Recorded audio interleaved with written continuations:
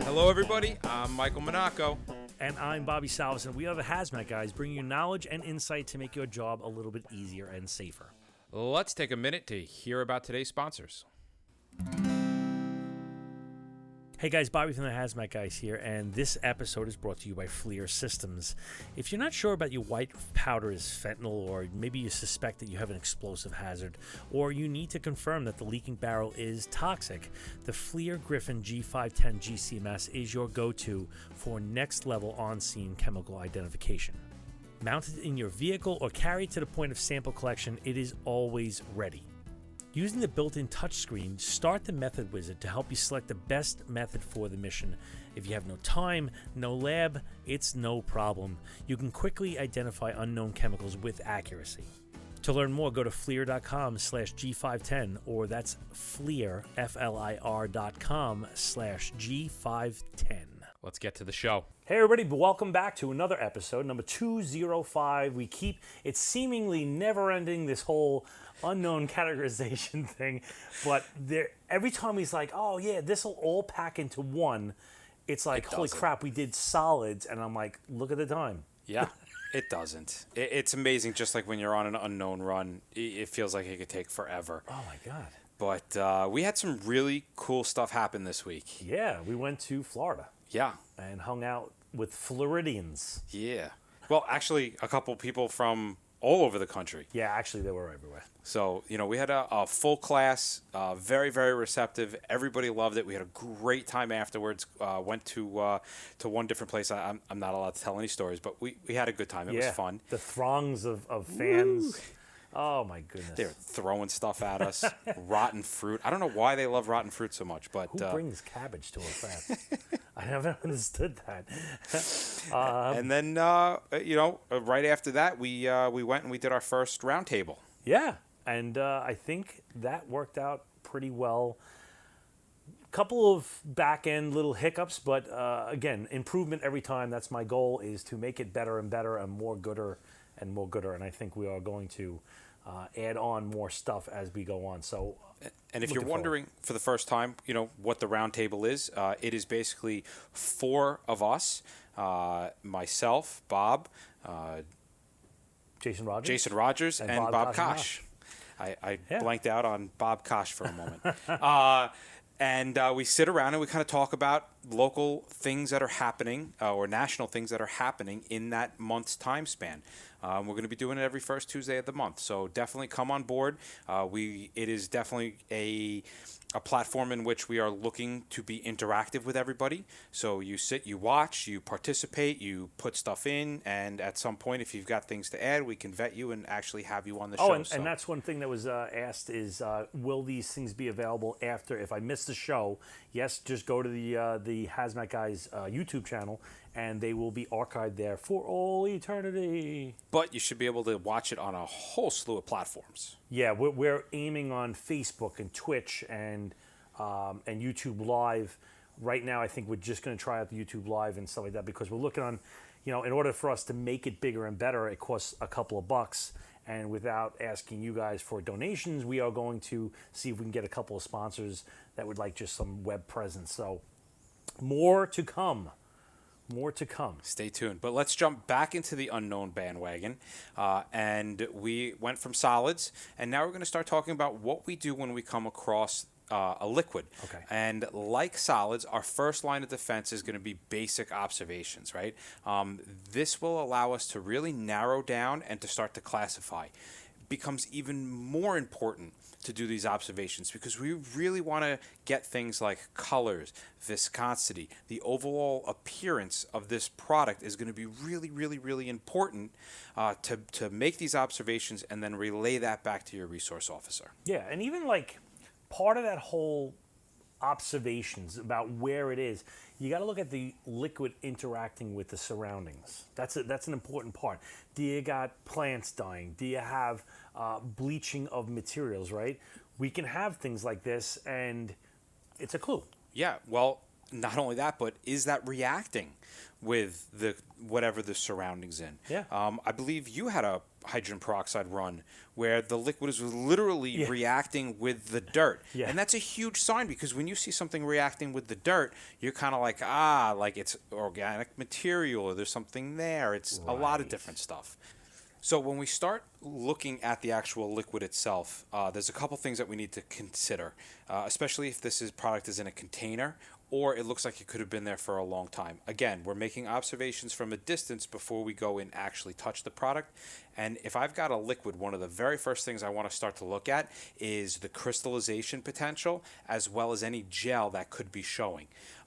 This may be easy to see, this may be hard to see, and that is all going to depend on the container. Is the container opaque? Is the container clear? Is there crystals forming on the outside of the container? All these things are going to go into play as I'm observing this liquid and what it is in or on. Right. And sometimes with these containers, and they could be anything from completely transparent to completely opaque, right? Consider using a light from the outside, but beware, right? Lasers, lights, some meters like our Raman lasers can actually ignite some compounds. They have enough energy in them, or the stuff is so badass that it's just itching for an excuse to blow up. Reason. Yeah. And that's true. Ramen lasers, I've set off fireworks with Ramen lasers before. We allegedly know where there's a video of that. Yes. Allegedly on my phone. And so as long as we're chatting a little bit about the potentials for crystals, I just want to, just because you don't see any crystals on the outside doesn't mean that they're not there. You can find them very readily sometimes under the lid or around the opening. And they have the potential, especially with an organic substance, to be explosives. All right, a lot of different chemicals out there, and probably the most common one is dehydrated picric acid. Yeah. But there's a whole bunch out there. Yeah, it's the one that everybody loves to talk about. Picric acid. You get that comment, it was in a high school, and it was left in a brown jar in the back of the thing, and the janitor came. It's like, how many times has happened? And then most of the time it turns out to be like salt water. Yeah. And you're like, no, they were making, the first graders were making rock candy. Yeah. That's not explosive. Yeah, but now, legitimately, if I'm coming up to a thing, I'm, again, using my powers of observation from a distance away. I'm looking at things. I'm kind of like, all right, listen, Mike, can you go on the other side and shine a light through it? Let's see what's going on in there. I might look underneath that. I'm trying to just eyeball. I'm staying away. I haven't touched anything. I want to test for a few things. If I see those crystals, even if I don't see those crystals, right, there is some minimal I don't know what you'd call it. Potential for a little bit of that product in a gaseous form, or maybe a liquid form, or maybe the guy was a little sloppy and he put it back on, and might be a little bit left underneath that ring. So we want to test for, first off, oxidizers, right? So we're going to use our KI paper, our oxidizer paper, and I'm going to use it and swab underneath there. All right, so what happens, though, if you do have a solid or a crystal and your paper is dry? How do I go about starting to get a test to take that crystal and put it onto my colorimetric testing? Okay, so now this is another one that you probably do not have in your rig, and I'm not saying to get it or not get it, but it's something that we've added to our cache lately. I'm going to say within the last 2 years. Is we mentioned in the last one some distilled water. Now I'm saying use a little bit of distilled water and acetone, 50-50 solution of this, and this is to kind of hydrate the crystals. We have it in a little squeeze bottle that has like a how do I describe gooseneck? It's like a gooseneck, where you can kind of invert the bottle and it'll squirt almost at an upward angle. It's a very simple bottle. You could probably get it at CVS or Dwayne Reed or something like that. And you're literally going to shoot underneath that cap, and it's hopefully going to hydrate those crystals, and then it's going to drip. And that's what we're going to test. Yeah, and as long as we've got a solution, you might as well go ahead and test for the oxidizer, the pH, the nitrates, the peroxides. That way we can kind of start to put them into those categorizations. And yes, there are colorimetric test strips that can be found individually for each one of those tests. There are different ways to test them, but some of the easiest ones are just the multi-configuration, like the wastewater classifier and the chemical classifier. Right, and another thing you do is you can measure for heat, right? Is it likely, so if I find heat on a container. Any container, right? We're not just talking about like a little jar found in a lab. Like we're talking Any anything. container, like anything that has. Let me come back to that for a second. So what I'm going to do is I'm going to take my thermal imaging gun and shoot the floor, or shoot the table. The floor might not be a good thing because it actually might be cooler than ambient. You know what I'm saying? So I want to try to get a good measurement of what the room temperature is, and then I'm going to shoot it, paying mind to how much energy that laser puts off, blah, blah, blah. But I want to see if there's temperature. If there's temperature, then I have pressure. Absolutely. Right? So, and on the other side of that, if I have a drop in temperature, if I have an endothermic, I can have a vacuum that could be just as implosion amount. Like if it's glass, I might have an implosion, which is just as devastating as the other one. So be careful of these things, the potential for explosives, etc. Now, you really like the temperature gun. Do you see any use for the thermal imaging camera? If I'm trying to figure out which vial or jar it is, then I will quickly be able to identify my zone. But after that, the thermal imaging camera doesn't really give me all that much information other than what's hot referentially to what's in the room. Hey guys, you've heard us talk about First Line Technologies, Dahlgren Decon Solution, and their FiberTech wipes and mitts. Well, they've had a lot of their customers ask them to provide in-depth training on using Dahlgren Decon, FiberTech wipes, as well as their various kits, and now they've created a First Line Utilization Academy to deliver the range of classes designed to improve their students' knowledge of hybrid decontamination. They have a special comprehensive Train the Trainer course designed to prepare trainers and hazmat team leaders to return to their organizations and conduct training. The participants in this course will receive a template lesson plan, a presentation they can use to train their teams, and a quick reference book they can use in the field. Now, class size for the Train the Trainer class is limited to 6 to 8 participants, and classes fill up fast, so reserve your desired training date today. They will also conduct customized on-site classes to entire teams to give everybody both classroom instruction and hands-on experience in using Dahlgren Decon and FiberTech wipes for hybrid decontamination. Call the guys at First Line Technology for more information or to register for a class at 703-955-7510 or email them at training@firstlinetech.com. All right, let's pick up where we left off. Right. You know? Yep. Now, it is really important that when dealing with things like temperatures, and Bob alluded to this earlier, I believe in the last episode, is that you don't want to draw any conclusions off of one temperature reading, right? In order to understand what's going on, you really need to establish multiple tests and find a trend. And in order to do that, you really need to do some very precise measurements. And when I say precise measurements, I'm talking about that temperature gun is the same distance away, pointed at the same spot on the jar, and we're taking the same readings. At the same angle. At the same angle, right. All those things are the same, and we start to develop a trend line. And then from there, we're going to determine, okay, is this trend, is it going up, is it going down, or is it maintaining? Because depending on what that is, I mean, you can have totally different things happening. Right. And even then, let's say we need to rule out like other ways that temperatures may rise. Now, we've been saying this over and over and over. We're just kind of look at this from a different angle. Is that, let's say we have a 55-gallon drum that's like 200 degrees Fahrenheit, right? It might seem pretty alarming, right? But if I tell you that it's in the back of a restaurant, we need to rule out that hot grease wasn't just dumped in this before we start rolling all these conditions and conclusions out. So again, this comes into taking that 30,000 foot view and then bringing it down to 3,000 feet and then down to 30 feet and really doing a good size up. Right. And that includes everything. That includes interviewing people. That includes, if it's on a transport, talking to the driver. Where were you? Oh, this product is cold. Well, I was just in the mountains and now I'm in the valley. Like, there's just all sorts of stuff. But as long as we're starting to dive a little bit closer, right? We've taken our temperatures, we've taken our observations, we're looking at the material.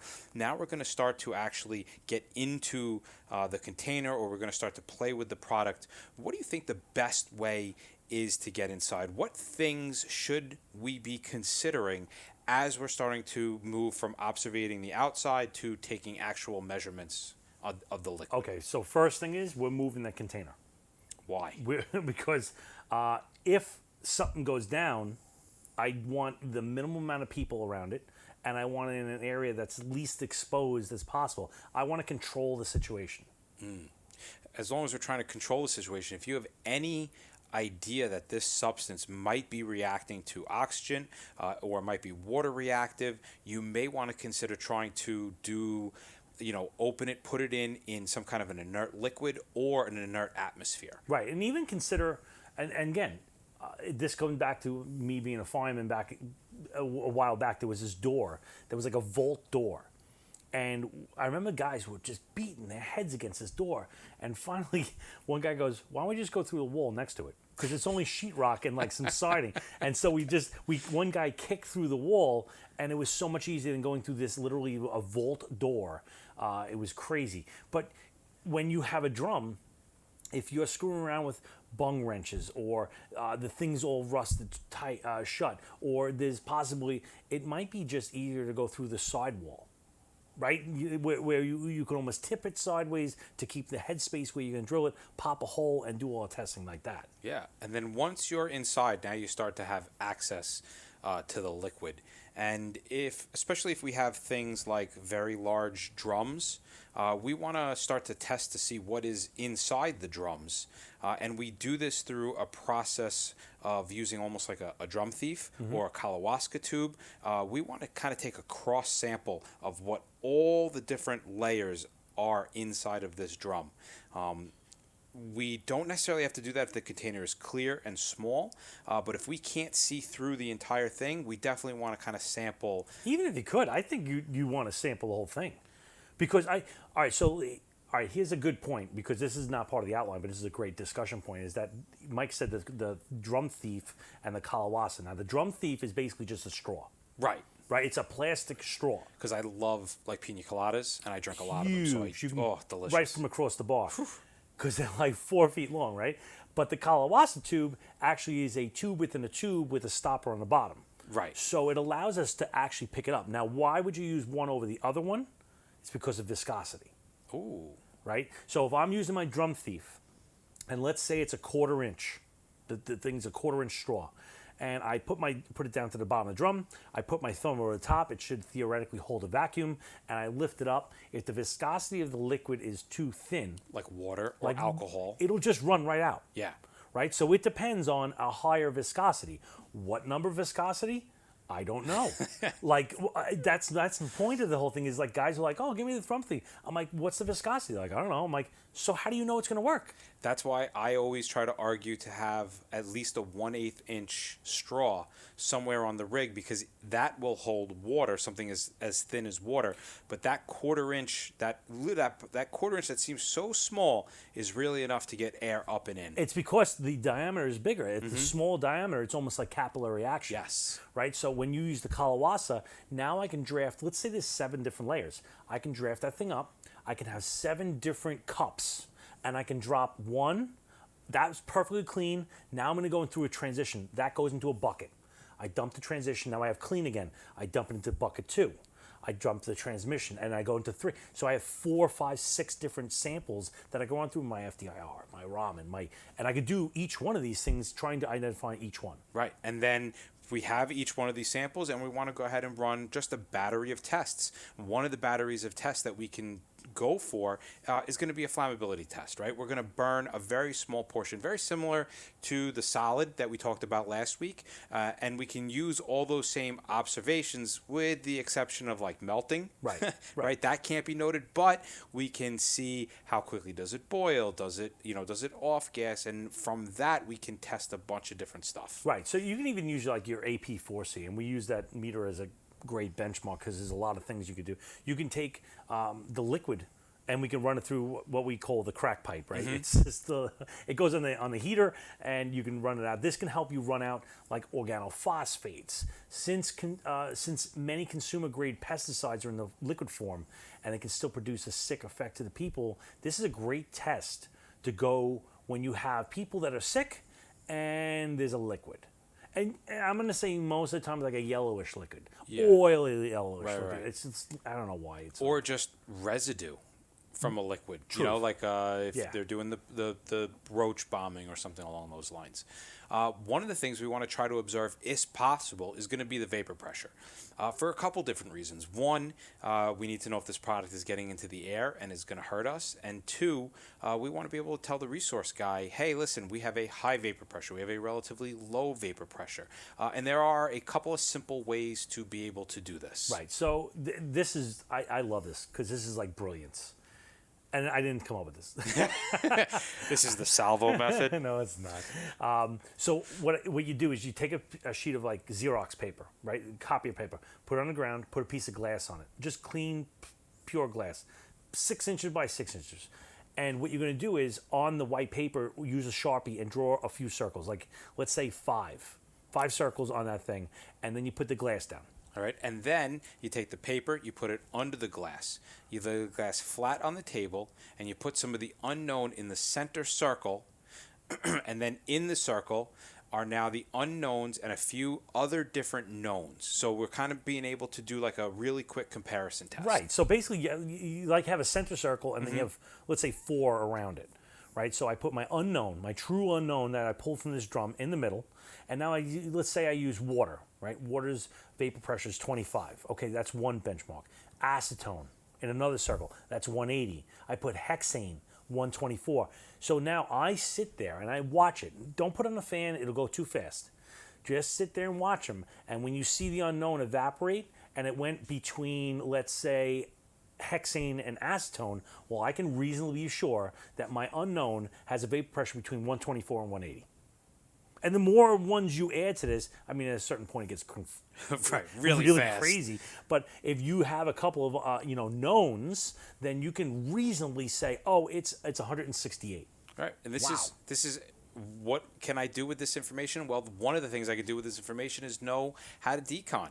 Because if that stuff evaporates faster than my acetone, then maybe I don't need to set up that whole car wash thing. Maybe I can just put my guys in front of a fan for like 5 minutes and let it just evaporate off of them. Right. All right, so now we watch to see that unknown, we watch to find out what it is, and we give it a generalized categorization. We're going to give this information to our resource guy, and again, they're going to cross-reference all of our observations and test all of our theories and our hypotheses. Right, and now we kind of putting something around like we can get the about of the vapor pressure, which if we can start figuring out the about of the vapor pressure, we can start doing more tests based on the vapors produced. Right. Yeah. While the unknown is evaporating, we have a couple of different strips that we can use while we're kind of watching that. We have, again, our pH, our Ki, and our nitrates. All right. The pH is really good if you're going to get the vapors. And since it's already in liquid form, we don't need to add any water to it. Maybe. There's a couple of exceptions out there, everybody. Don't hold me to that. But for the most part, we can test our liquid right away for pH. Yeah. And I'll say this, when you're testing the pH or your Ki or whatever, and you put a little bit of like water on the test strip to kind of like, turn it on, whatever you want to call it, be careful, because if you shake it off, you have something on that's reactive. And I'm not just saying the water, but whatever you're testing, if you shake it off, you're kind of tempting it to react. So be cognizant of that possibility. Yeah. We're testing, we're looking to test for the vapors, not quite the unknown product yet. So make sure it doesn't come in contact with the walls of the container. When it's time to test the unknown, we're actually going to yank some samples out. All right. Well, that wraps up another episode of the Hazmat Guys. You can find us on Facebook, Twitter, and our YouTube channel at The Hazmat Guys, and take a moment to call our comment hotline at 843-628-1484. And we are always looking forward to your feedback about information or interesting incidents that you were a part of, so send us a note at feedback@thehazmatguys.com. Remember, guys, don't just get on the job, get into the job.